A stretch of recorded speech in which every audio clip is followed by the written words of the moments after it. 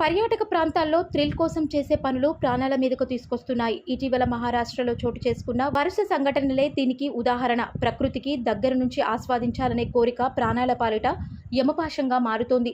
Social మీడియాలో viral అయ్యేందుకు చేసే ఫీట్లు దీనికి ఓ కారణంగా ఉన్నాయి. ఇలాంటి ప్రాంతాలకు వెళ్ళినప్పుడు అప్రమత్తంగా ఉండాలి. ప్రమాదకరమైన చోట్ల రిస్క్ చేయకపోవడమే ఉత్తమం.